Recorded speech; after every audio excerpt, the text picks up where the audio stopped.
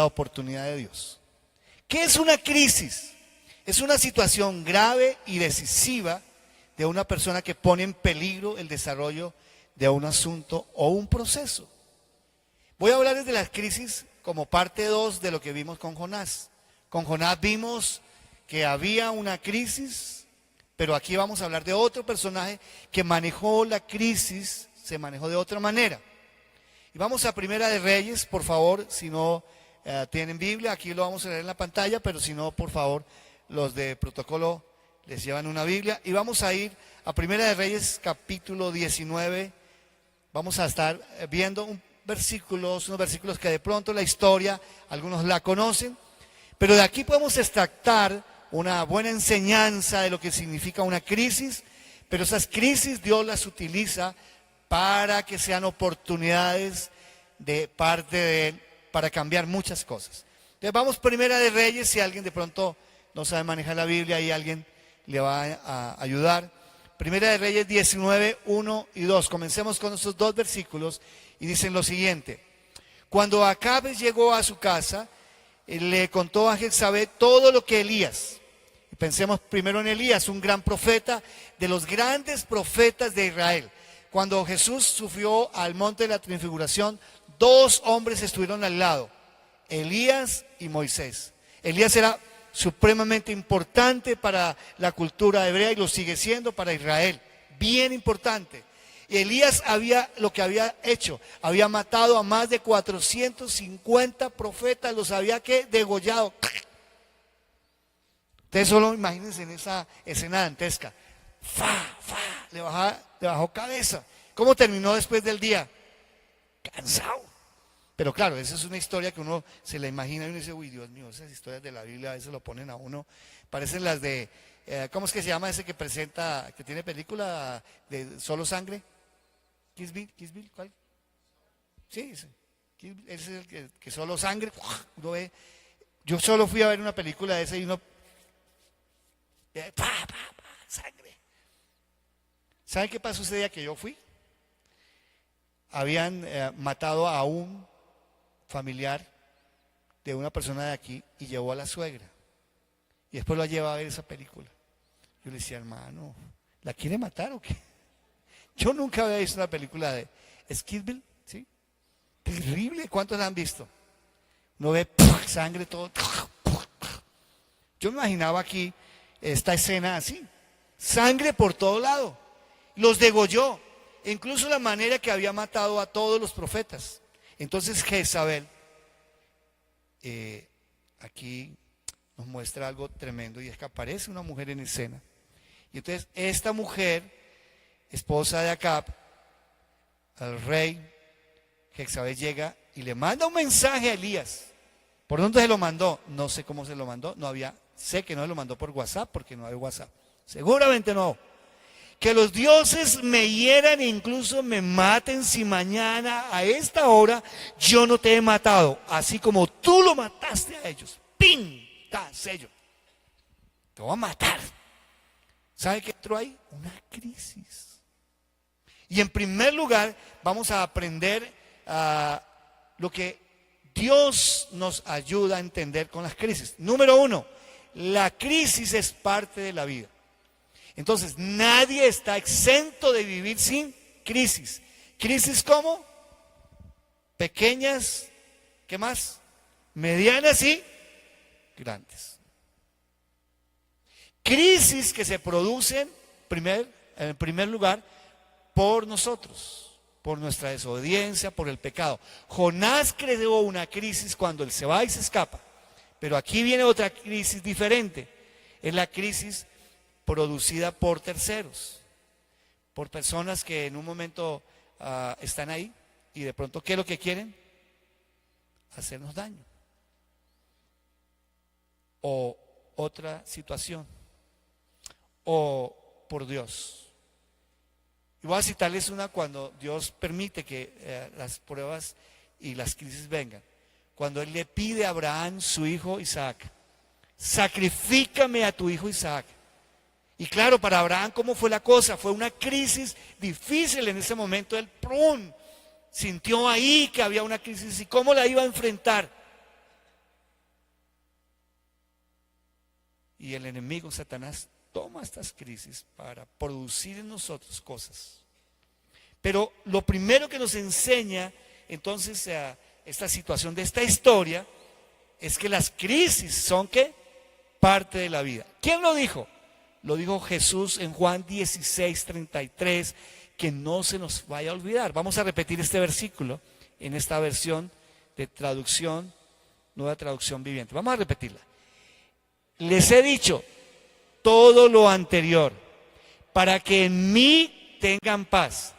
Aquí en el mundo tendrán muchas pruebas y tristezas, pero anímense porque yo he vencido al mundo. Dile al que está al lado, anímese, anímese. Vas a tener crisis, hay crisis todo el tiempo. Por ejemplo, las crisis que sufren las mujeres, que es al estar cerca a la mamá, a la esposa o a la hermana, no tengo que ponerme el closet, no tengo que poner. ¿Cómo se produce la crisis? Todas las mañanas ustedes, no tengo que. Ese es y otra crisis que sufre mi esposa es, mi amor, y ella me extiende 2 o 3 pintas. ¿Cuál es la mejor? Y yo le digo la que quieras. No. Y la que le digo, bueno, esta, pero se pone la otra que le digo, ¿para qué me pones a elegir? Otra crisis. ¿Qué vamos a cocinar hoy? ¿Qué mandamos a cocinar? Esto es una crisis, ¿sí o no? Esas son crisis. ¿Cómo serían esas crisis? Pequeñas. Pero a veces mi esposa me dice, ¡ay! Ella me dice así, ¡ay! ¿Qué vamos a cocinar hoy? ¿Qué vamos a...? Y yo pensé que me iba a decir algo, ¡ay! Vamos a hacer abuela. No, esa no es la crisis. No está todavía aquí Juli. O sea que no me puede oír de Juli. Bueno. Y Tati está arriba con los niños. Bueno. Jesús fue claro. Dijo, van a tener crisis. Se producen las crisis por cantidad de cosas. Esta mañana casi se me produce una crisis y no me di cuenta porque veníamos un poquito tarde, porque me puso la fisioterapeuta a hacer rutina de ejercicios, tanto me hace ella como me toca solo. Entonces esta mañana me tocó media horita y no la calculé bien y me iba saliendo y ¡pran! Casi me estrello. Un carro, ya sabe que me dijo, que me bendecía. Eso me dijo. Y yo dije, fueron momenticos. Y dije, Señor, nos hubiéramos estrellado, estaríamos ahorita aquí. No, pero gracias a Dios. Entonces Dios me dice, así se producen las crisis. Cualquiera que venga, cualquier situación de produce crisis. Pero miremos qué más sigue diciendo la Biblia en Primera de Reyes 19:3. Vayan a la Biblia allí o está ahí en pantalla. Dice, Elías tuvo miedo y huyó para salvar su vida y se fue a Berseba, una ciudad de Judá, y dejó allí a su sirviente. Miremos lo segundo que aprendemos. Toda crisis, en segundo lugar, genera una reacción. Así sea que tú quedas paralizado. Alguien me decía, hay momentos donde vengo en tiempos difíciles y quedo paralizado. No puedo moverme. Me toca quedarme ahí, como que no logro reaccionar. Otros que hacen cuando viene una crisis son reactivos. ¿Y qué hacen? Explotan. ¿Sí? Otros se quedan atónitos, como que, bueno, vino la crisis, ¿qué hago? Pero siempre vas a tener una reacción, la cual te va a llevar luego a otra cosa. Entonces, lo segundo que aprendo es que toda crisis va a generar en mí una reacción. Positiva, negativa, pasiva, activa, reactiva, pero ¿qué va a pasar? La vas a tener. Alguien dice, no, cuando viene la crisis yo soy calmado. Sí, pero entonces ¿cuál es tu reacción? Calma. Otros dicen, no, yo me asusto, yo grito, yo salgo corriendo, perfecto. Veamos qué más sigue diciendo allí. Entonces, luego dice, siguió en el verso 4, dice, luego siguió solo todo el día hasta llegar al desierto. Porque ¿qué había hecho? Había huido, igual que hizo Jonás. Se sentó bajo un solitario árbol de retama y pidió morirse. Basta ya, Señor, quítame la vida, porque no soy mejor que mis antepasados, que ya que murieron. Veamos la reacción de él, porque no todos toman esta reacción. Pero aquí me llama mucho la atención que generalmente cuando uno tiene crisis, ¿qué es lo que primero uno quiere hacer? La mayoría. Aislarse, que nadie me hable, que nadie me diga. Cuando alguien está en crisis, el papá llega mal genio, a mamá, ¿qué le dice? ¿Qué le dice? No le hable porque está bravo. Está bravo. No le diga nada. ¿Dónde está? Metido allá. Que llegó del colegio, aquí jóvenes, ¿dónde se meten? Los universitarios, donde sean, jóvenes, ¿qué hacen? Generalmente, ¿qué es? Aislarse. Y para completarla, se consigue un árbol que tenía depresión, porque también estaba solitario, vean. Para completar, ¿sí o no? Un árbol solitario. Me llamó mucho la atención, dice, se sentó bajo un ¿qué? También tenía, entonces eran dos depres, ya habían dos ahí.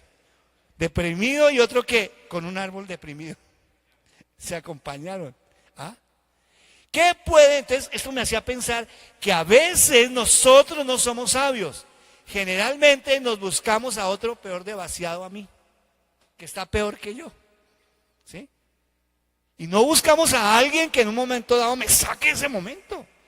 Imagínense, las mujeres que tienen que el marido las traicionó, fue infiel, van y se buscan a otra que está que también, entonces se unen donde se pueden ustedes imaginar. Está el que perdió su empleo y pronto el jefe o la situación y se une con otro que perdió su empleo, ¿qué quiere? ¿Y qué le dice el otro? Dice, no, es que con este picho país, bueno, me perdona porque es que hay palabras, los venezolanos, que aquí hay varios venezolanos que utilizamos nosotros que son para ustedes groserías. Están en Colombia, entonces cambien el chip, por favor. Ahora presentamos a dos personas especiales que están visitándonos hoy. Basta ya, dice. Entonces dice, se sentó bajo un solitario árbol de retama y pidió que morirse. ¿Han escuchado las mamás que dicen, y algún día cuando lleguen, no estaré aquí, me iré, me largaré porque ustedes ya me tienen hasta acá? Algunos se ríen escuchando la voz de la mamá o la abuela y de la esposa. O está el que dice, me voy a ir ya de este puesto, ya estoy cansado, estoy harto de estar aquí en este empleo. Y lleva diciéndolo ¿cuántas veces? Años.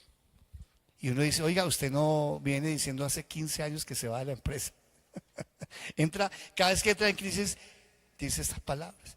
Pero mire, llegar aquí es porque ya se había llegado a un extremo tal de pronunciar que quería uno morirse y quitarse la vida. No podemos decir que hay momentos de crisis que vienen así, donde pudiéramos pronunciar esas palabras. Entonces, en tercer lugar, la reacción a la crisis trae consecuencias. ¿Y saben cuáles fueron las consecuencias? Como él reaccionó, se fue corriendo, se desapareció, se juntó con más depresivos. Entonces era todo depresivo. ¿Y qué era lo que empezaba a decir? Quiero morirme. Y no le interesó su familia, ni su comunidad de profetas que tenía, ni le interesó el propósito. ¿Qué hizo? Todo lo echó ¿a qué? A perder. Y eso es lo que nos está diciendo, que reflexionemos, que la reacción que tenemos va a traer unas consecuencias. Y cuando estoy hablando de consecuencias, no pueden ser siempre malas, unas buenas consecuencias. Porque si reacciono como no debía haber reaccionado Elías, que tuvo temor de esta mujer, lo acobardó totalmente, uno no puede entender que después de matar a 450, Dios se había movido de una forma natural, sobrenatural. Viene una mujer y ¿qué hace? Lo acobarda totalmente. ¿Sí cómo las mujeres lo tienen a uno? No, pero uno dice, pero ¿cómo esa mujer lo coge y lo acobarda, hombre? Se había matado a 450. Y ahí es donde viene que la gente dice, ese es el espíritu de Jezabel. Una potestad terrible, tremenda que había hecho ahí sobre la vida de Elías. Y Elías salió corriendo, se le olvidó el Dios sobrenatural, el Dios poderoso, el Dios que había hecho milagros y una cantidad de cosas. Pero bueno, miremos qué sigue diciendo la historia allí en 1 Reyes 19:5 y qué aprendemos de esto. Entonces se acostó y durmió debajo del árbol. Creo que tuvo el consejo de Cantares que ese fue el versículo que más le impactó a mi esposa. Déjala dormir. Eso me lo señaló porque salió 2 veces en la versión y ella, mire, les cuento, a ella le fascina dormir. Cuando fue a los Alpes suizos, yo no he ido a Europa. No, Carlito, no he ido a Europa y quisiera ir a Europa. Ella fue y se quedó durmiendo en el carro. Y entonces la amiga con que le dijo, pero mira igualiticos a los de Colombia. Solo que tenían ahí un piquito ahí de nevado, de hielo. Eso fue lo que le respondió. Porque ella... Mientras que yo, por ejemplo, cuando voy a la playa, yo sueño correr con ella. Como sí, con ella. Y sabe que ella me dice, mi amor, tiéndeme ahí la esterita, voy a dormir.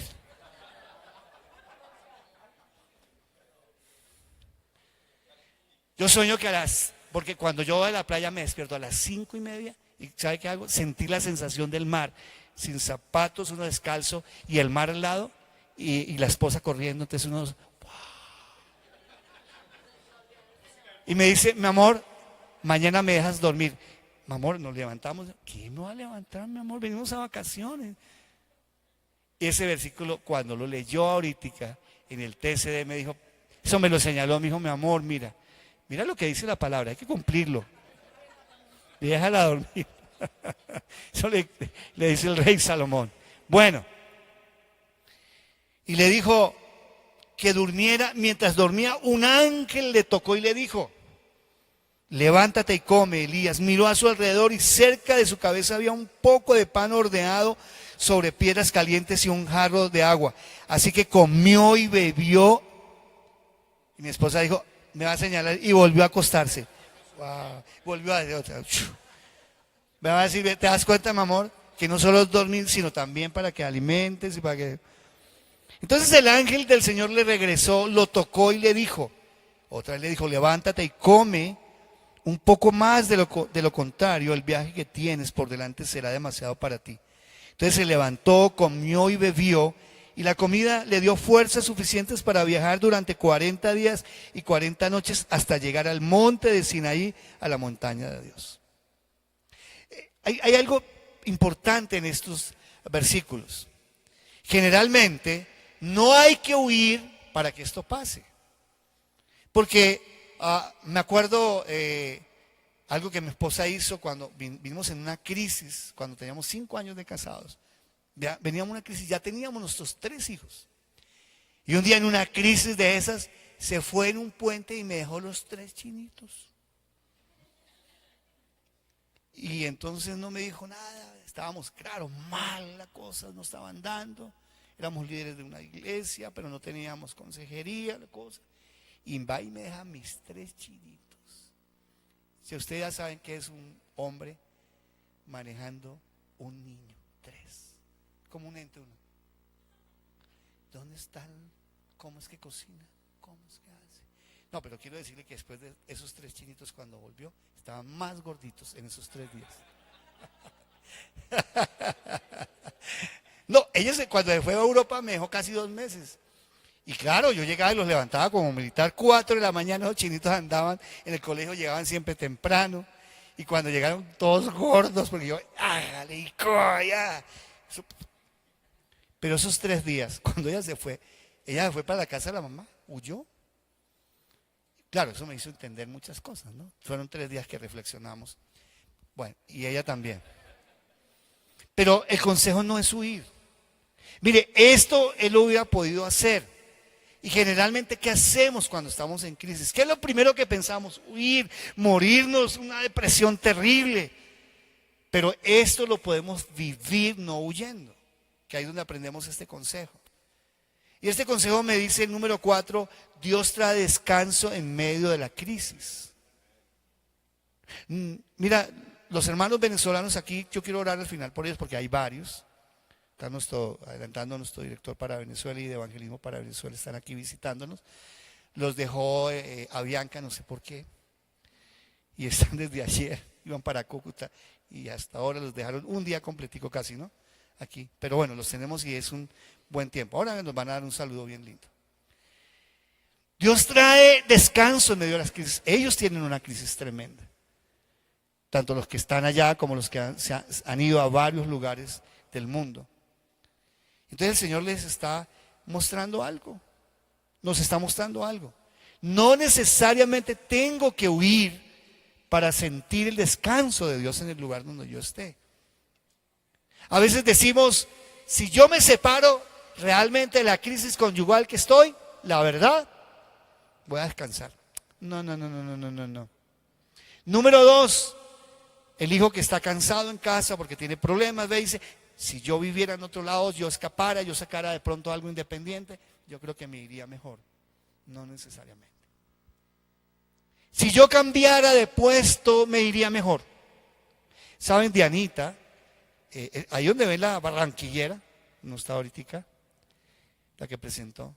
Dianita es muy preparada, esa sí está más preparada que un cumis.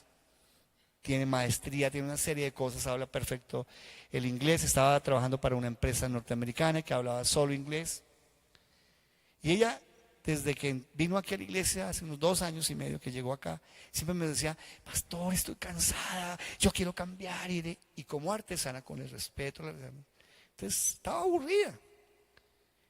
Y presentó muchas veces pruebas y ella intentó irse. Intentó renunciar y decía, no hagas eso. Y con mi esposa le decíamos, no lo hagas. No lo hagas. Mantente firme. ¿Y saben qué pasó? Consiguió un buen puesto ahorita. Y fueron una crisis de casi 2 años y medio desde que llegó aquí. Me decía todo el tiempo, me quiero ir nomás, voy a huir, yo voy a irme. Se iba a ir a estudiar a los Estados Unidos, pero huyendo. Y trató de huir. Tuvo allá como unos 2 meses, pero no hay que huir para sentir el descanso de Dios, para vivir esto que estaba viviendo esta hermosa familia, ¿sí? Entonces dice, entonces se acostó y durmió. Ahora, esto nos muestra que cuando hay crisis, ¿qué es lo primero que viene a la vida de uno? Falta de alimento, no se alimenta uno bien, no duerme bien, uno se aísla, vive de mal genio, se irrita, todo el tiempo está así, a veces maldice a Dios, maldice a la gente, y empieza uno a hacer lo que hizo Elías. Pero lo que nos muestra es que cuando vengan esos tiempos, utilicen 2 fórmulas, que ahora las vamos a ver. La primera, ¿se acuerdan la fórmula que aprendimos hace 2 meses? ¿La clave de qué? De las 72 horas. Porque las 72 horas le sirvió, por ejemplo, a Jonás, 3 días metido en un pez. Ahora que se hundió, supuestamente, esperamos que no, el submarino argentino, yo pensaba en Jonás, no pensaron en Jonás.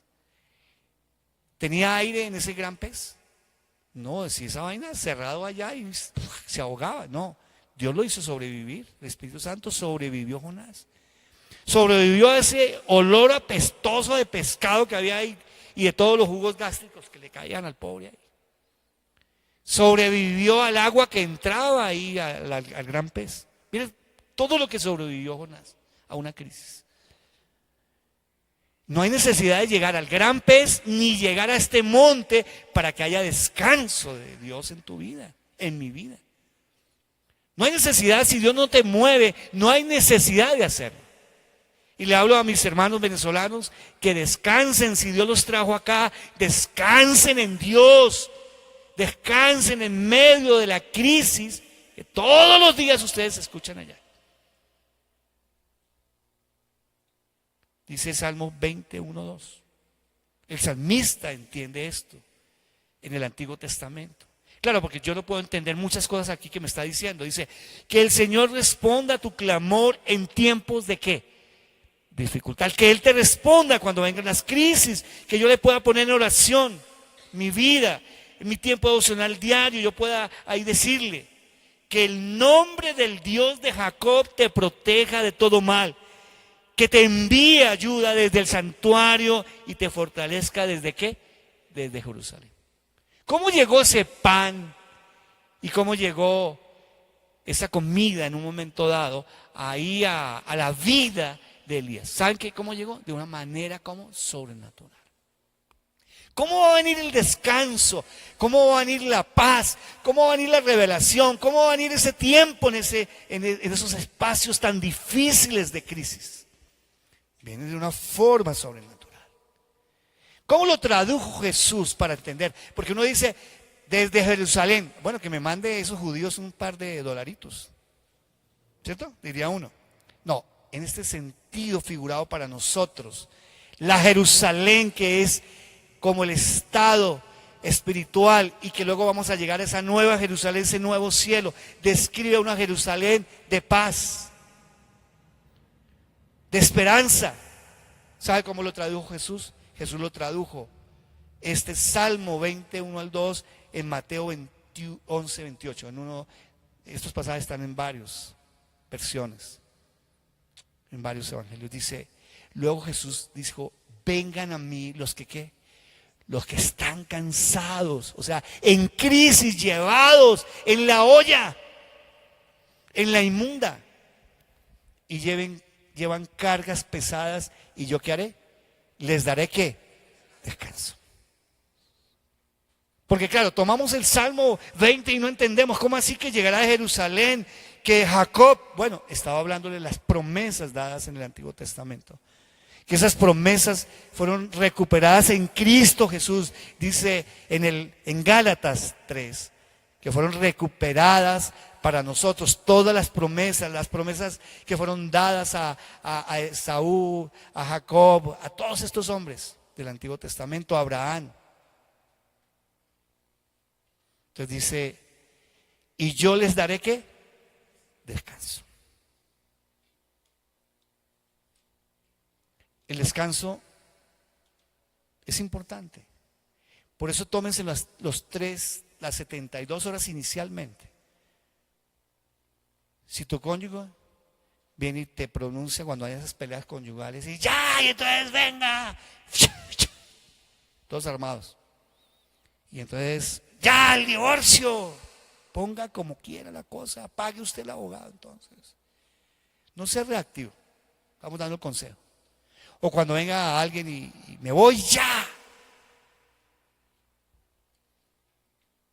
En Primera de Reyes 19, 9 al 14, déjeme leer que aquí hay unas claves tremendas. Cuando le está diciendo aquí, perdóname, ponme 19, 5 al 8 nuevamente, que ahí hay otra clave, el versículo 8. Vayan al versículo 8. Entonces se levantó, comió y bebió, y la comida le dio fuerzas suficientes para viajar durante 40 días y 40 noches. Ahí está la segunda fórmula de los 40 días. Si tu cónyuge te dice, ya quiero el divorcio nomás, esto se acabó, en 40 días te respondo. A ver qué te va a decir.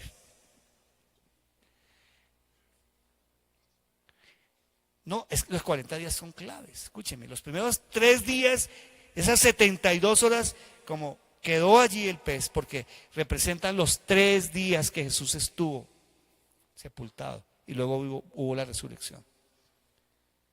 Si a los 3 días no hay respuesta, toma otro espacio. ¿Cuál es el? 40. Y si no, después les daremos otra fórmula que son las 70 semanas. Pero no tomes muchas veces decisiones que les puedes dar respuesta. Yo no te estoy diciendo que hay unas que son rápidas, pero las que necesitan en las crisis tener tiempo como esta, haz lo que hizo él. Y luego Dios lo lleva y le dice, ve a la montaña de Dios. Entonces, cuando nosotros entramos, que la montaña de Dios siempre va a representar la voluntad revelada a Dios, que en primer lugar, ¿dónde está revelada? En la palabra.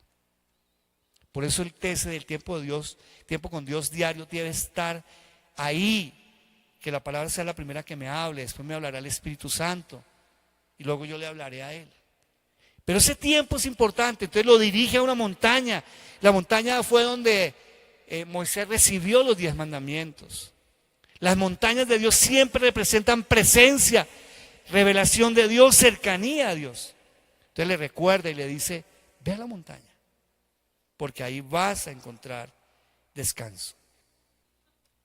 Dice, pero el pueblo de Israel ha roto, y empieza a hablarle, versículo 11. Y el Señor le dijo, sal y ponte de pie delante de mí en la montaña. Mientras Elías estaba de pie, el Señor pasó y un viento fuerte y impetuoso azotó la montaña. Durísimo. La ráfaga, después fue una ráfaga, fue tan tremenda que las rocas se aflojaron, pero el Señor no estaba en el viento. Después del viento hubo un terremoto, pero el Señor no estaba en el terremoto. Pasó el terremoto y hubo un incendio, pero el Señor no estaba en el incendio. 3 cosas pasaron ahí. Primero, ¿qué pasó? Un viento fuerte. Luego, ¿qué dice que pasó? ¿Qué? Un terremoto. Yo no sé, no. Esa vaina, imagínense cuando hay un terremoto. ¿Cuántos han estado en un terremoto? No en un temblor, en un terremoto. ¿Alguno ha estado? ¿Quién ha estado? ¿Huguito? Es tremendo. Un temblor uno llega ahí, pero un terremoto que usted empieza a ver sacudir la vaina, todo cae. Debe ser tremendo. ¿Huguito, dónde estuviste? ¿En qué? ¿En Cúcuta? Ok. Duro. 3, primero, hubo un viento recio, ahí no estaba Dios. 2, terremoto. Y 3, incendio. ¿Saben? Él estaba pensando que Dios estaba ahí. Quiero hablarle de esas primeras 3 puertas. Y son las puertas cuando uno dice, Dios mío, tú tienes que venir y hacer un milagro tremendo de esta manera. Y empiezo a condicionar a Dios. Y resulta que Dios no está ni en la primera, ni en la segunda, ni en la tercera puerta. Está en la cuarta. Y mire la cuarta cómo es. Porque cuando uno quiere que Dios venga, y si quiere Dios que transforme a alguien, uno se pone molesto. ¿No has notado? Que uno dice, Señor, que venga un rayo y lo parta. Mándale una enfermedad. Esa suegra, Dios mío, que venga algo y la transforme. ¿Saben la cuarta puerta cuál es? Y se lo va a leer. Lleva. ¿Te la mando? Dice, y la ráfaga fue tan tremenda que las rocas se aflojaron, pero el Señor no estaba en el viento. Después del viento hubo un terremoto, pero el Señor no estaba en el terremoto. Pasado el terremoto hubo un incendio, pero el Señor no estaba en el incendio. ¿Sabe dónde estaba? Y después un incendio, hubo un suave susurro. Cuando Elías lo oyó, dijo, no, aquí no puede estar Dios. Pero dice, se cubrió la cara con su manto y salió y se paró a la entrada de la cueva. Y escuchó una voz que le dijo, wow. ¿Saben a esa suegra que de pronto tú quieres que le parta un rayo? No sé, esa suegra. Le dice, ve y la abrazas. Ve a American Cheesecake y le compras una torta bien linda. Y vas y le dices que es la mejor suegra que ha tenido en toda su vida. ¿Cómo así? ¿Cuál es la mejor suegra? ¿Cuántas ha tenido más o qué? No. Dijo, la única suegra que he tenido es la única. La amo. Ese vecino. Si es el viento suave. Y uno cree que la respuesta de Dios va a venir, Señor, dame ya que encuentre un par de dólares aquí encontrados, ya. No, Dios no está ahí. Estaba contando cómo Dios en medio de señales puede venir. A Luis Miguel Dios le habló una vez para vender su casa y él vino, pidió el consejo. Le dije, no la vendas. Él estaba en una crisis, un desespero, no, Luchito, es para poder poner tu ejemplo. Y él salió de aquí y le entró aquí. ¿Cómo es mi amigo? Le puedo decir cuando. Y colocó el letrero. Yo le dije, no lo pongas. Pero luego Dios le habló en un sueño, ¿no? Dijo, ve y quita ese letrero y obedece a tu pastor. No, eso sí no le puso. Y él dijo, no. Y fue, y cuando vio esa señal, dijo, no. Y el día de hoy, esa casa está hermosísima. La arregló, fuimos hace unos días, nos invitó a tomar cafecito y a ver ganar a Millonarios. No, que no ganaron ese día, ¿no? Oye, tremendo. Tú encuentras 4 puertas. La primera puerta no es la salida. Tú puedes decir, si me separo, si me voy de este país, si esa. Y Dios dice, no, eso no es ahí. Pero Señor, mira, es todo un viento recio. No, ahí no es la salida. Segundo, ¿qué vino? Un terremoto. Señor, es que la verdad es prestar este dinero ya como sea, así me toque pagarlo al interés que sea. Dios te dice, por ahí no es la salida.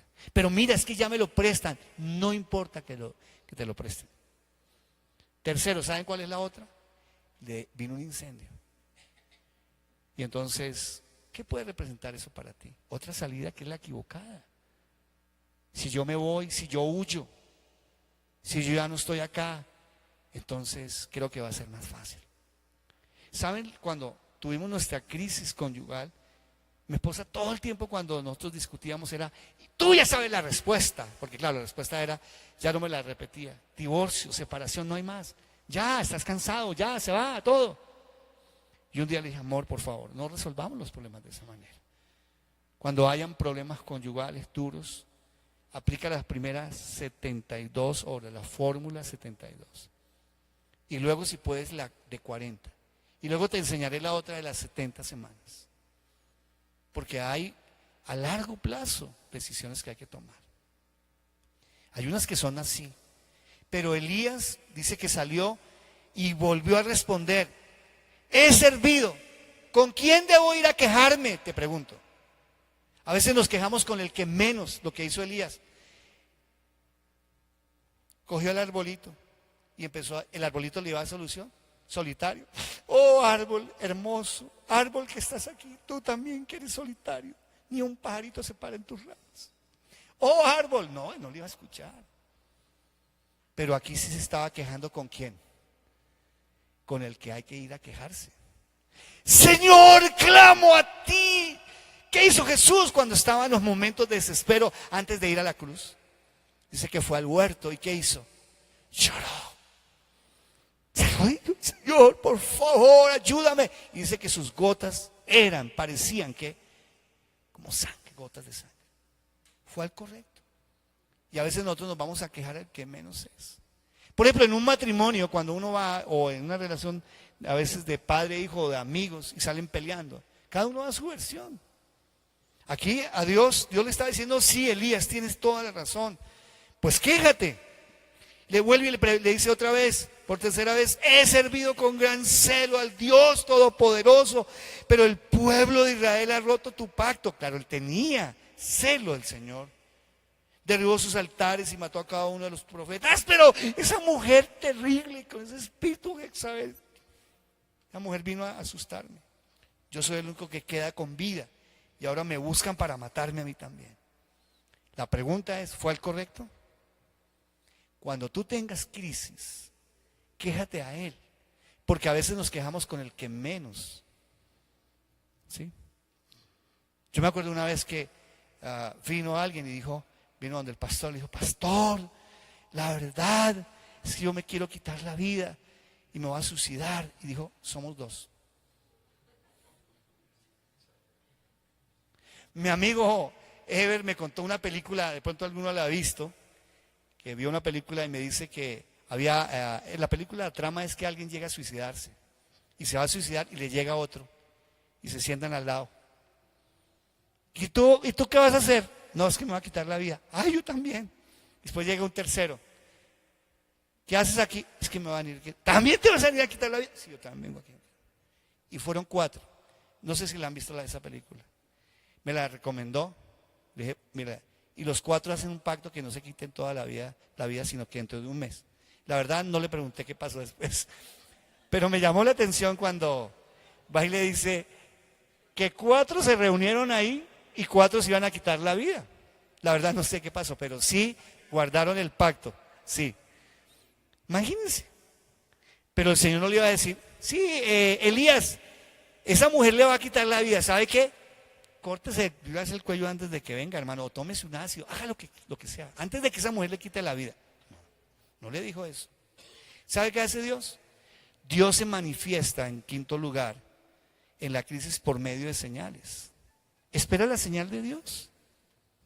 Mire, tenemos que aprender a vivir, porque la Biblia dice que los hijos de Isaacar fueron entendidos, dice, en los tiempos. Un agricultor sabe cuándo sembrar, ¿cierto? Por ejemplo, ustedes saben que esta es una época de invierno y las EPS hacen una provisión porque los niños y la gente sufre de problemas respiratorios. ¿Sabe uno? Somos entendidos en los tiempos. El cristiano debe ser entendido en los tiempos. El cristiano debe saber cuándo y cuándo no lo debemos hacer. Y entonces Dios le estaba enseñando a Elías claramente que él, por medio de señales como estas, puede hablarle a uno. Fíjate que cuando viene el tiempo apacible, él entiende que es el tiempo de escuchar la voz de Dios. Y Pablo, en 1 Corintios 10:33, nos da unos consejos como lo hace Jesús. Y Pablo recibe del Espíritu Santo este consejo. Las tentaciones que enfrentan en su vida, ¿qué son? No son distintas de las que otros atraviesan. Y Dios es fiel, no permitirá que la tentación sea mayor de la que puedan soportar. Cuando sean tentados, Él les mostrará. ¿Qué les va a mostrar? La salida. Ahí le mostró que habían 4 salidas, pero que una de esas era la verdadera. Y tenemos que saber discernir cuándo tomar buenas decisiones. Cuando a veces viene la crisis, tomamos malas decisiones. ¿Saben qué hacen? Cuando vino la recesión en Colombia, yo me iba a ir como pastor. Yo llamé a los líderes y le dije, tenga, la junta tenga, ya no me voy a ir, no quiero seguir más. Pero Dios me dijo, ¿vas a abandonar a tú, Grey? ¿Vas a abandonarla? Mire, nosotros estamos atravesando una crisis fuerte a la salida de las 3 iglesias. Hoy faltó mucha gente porque están en sus grados, otros ya salieron a vacaciones. Pero yo les mostraba a los pastores, a los líderes, que esta crisis nos lleva ¿a qué? A seguir buscando y orar por los 10. Me gustó hablar con Wilson, uno de nuestros fundadores de nuestra iglesia. Hablamos y gracias por tus palabras. Él tiene tiene como 20, 25 personas. Estamos esperando abrir unos grupos de conexión en otros lados. Las personas están esperando llegar a Jesús. Hoy fue muy lindo y les vamos a subir una foto donde estaban casi el 70%, son menos de 30 años los que estaban arriba, y eran más de 25 personas de staff esta mañana. Aunque se nos fueron muchos líderes, seguimos con líderes aquí y detrás vienen más líderes. ¿Estamos de acuerdo? ¿Le dan gracias a Dios por esa crisis? ¿Por qué no le damos un aplauso al Señor? Porque nos hace crecer.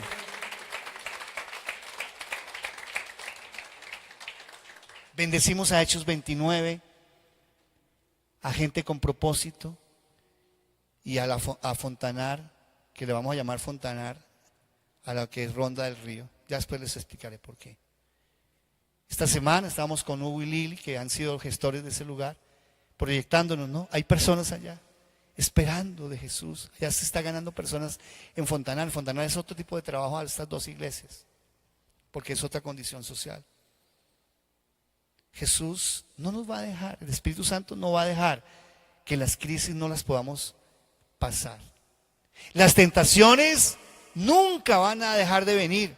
Uno no dice, Señor, que yo nunca tenga una tentación. No, mi oración debe decir, como dice el Padre nuestro, ayúdanos a ¿qué? A vencer la tentación. Eso es lo que yo tengo que hacer. Ayúdame, por favor. Entonces, miremos qué más sigue diciendo, ya vamos terminando, voy a pedirle que la banda venga. Entonces el Señor le dijo en el 15 al 18, regresa por el camino que viniste y sigue hasta el desierto de Damasco. Cuando llegues allí, unge a Hazael para que sea el rey de Harán, y después unge a Jehú, hijo de Mixi, para que sea el rey de Israel, y unge a Eliseo, hijo de Safat, de la tierra de Abel Meola, para que tome tu lugar como mi profeta. A cualquiera que escape de Hazael, dice, Jehú lo matará, y a los que escapen de Jehú, Eliseo los matará. Sin embargo, preservaré a otros 7,000 en Israel, quienes nunca se han inclinado ante Baal ni lo han besado. Qué promesa tan hermosa. ¿Sabes? En los tiempos de crisis debemos dejar que la palabra fluya. Por eso tenemos que aprenderla, memorizarla. Cuando cogieron y secuestraron al dueño de las papelerías Panamericana, él imprime Biblias. Lo tuvieron no sé cuánto tiempo, pero él solo se sabía un salmo, Salmo 23, y todos los días lo repetía. Jehová es mi pastor, nada me faltará. Estaba metido en un baño. No sé cuánto duraría, la verdad no me acuerdo.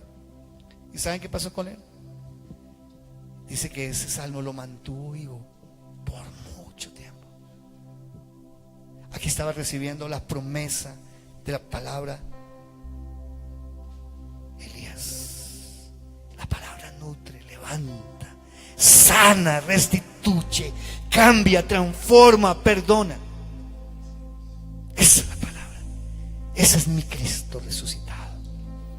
Él pagó el precio, murió por mí, murió por mi vida. ¿Saben, hermanos venezolanos lindos? La primera vez que escucho que no es Jonathan, sino Jonathan. Le quitaron la N. Entonces, esta semana pasada cuando dije, ¿cómo es que se llama? Jonathan. Yo le decía, no, Jonathan. Jonathan pasó. Jonathan. No Jonathan. Ah, ok, Jonathan. Jonathan recibió la semana pasada a Cristo. Fue muy lindo. Fue un momento especial. Estamos allí. Fue precioso escucharle. Era la primera vez que venía a una iglesia cristiana. Es primo de Juanma. Y sé que tu familia, hoy que escuchas, será redimida. Todas esas generaciones que han pasado, ellos están pasando tiempos muy duros, difíciles. Pero Cristo pagó el precio por cada venezolano, por cada persona, por cada situación. ¿Tú eres la mamá? ¿La hermana? ¿Prima? ¿Hermanos? Ok. Parece que como hoy las mamás son tan jovencitas, meto las de caminar. También vienes de Venezuela, ¿cierto? Hoy vienes por primera vez. Bueno, dejar todo es difícil, ¿no? Bueno, así estamos recibiendo todas las semanas. Vamos a pedirle al Señor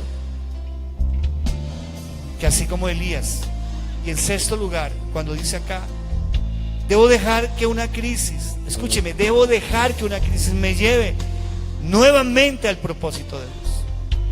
Cada crisis me va a seguir metiendo en los propósitos de Dios.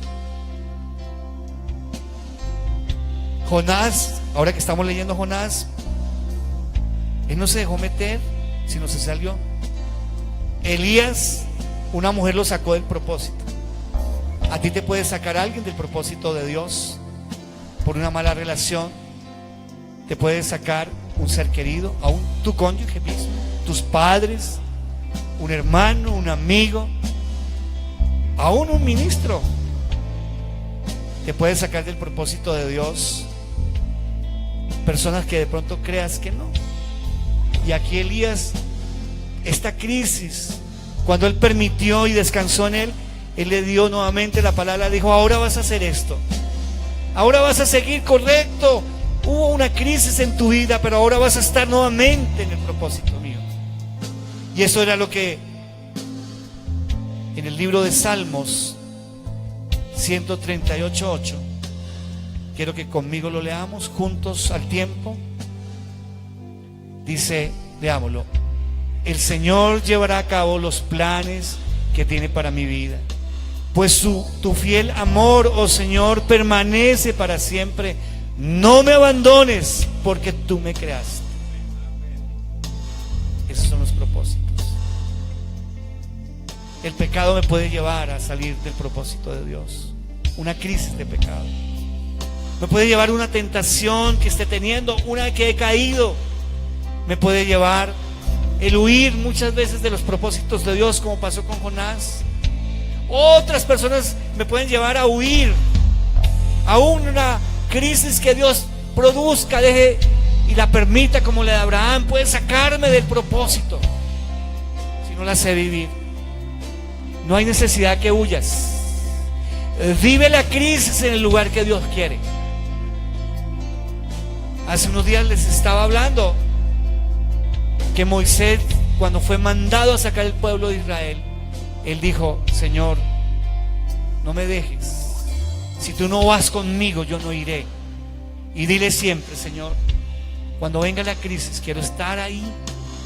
Cuando venga una tentación para un joven en una situación de una vida de consumir droga, licor, tener sexo ilícito. Hay un programa que dan en uno de los canales de Discovery y se llama Aeropuerto. Y ve uno toda la gente cómo se deja por un dinero perder la vida. Y ve uno madres. Me impactó de una señora que llevaba 2 niños pequeños, los tuvo que dejar y llevaba cantidad de droga. Eso le puede dar mínimo 25 años. Y apenas se despidió y besó a los niños y chao. ¿Cómo una crisis económica me puede llegar a abrir la puerta incorrecta? 3 puertas, pero solo una es verdadera. Jesús dijo claramente: yo soy el camino, la verdad y la vida. Nadie viene al Padre sino por mí. Solo hay una puerta. No hay 3 para llegar a Cristo, a Dios. No hay más puertas, solo hay una. Y esa es la verdadera. Y esa es Cristo. Si deseas escuchar este u otros mensajes, síguenos a través de nuestras redes sociales y no olvides suscribirte a nuestro canal de YouTube. Dios te bendiga.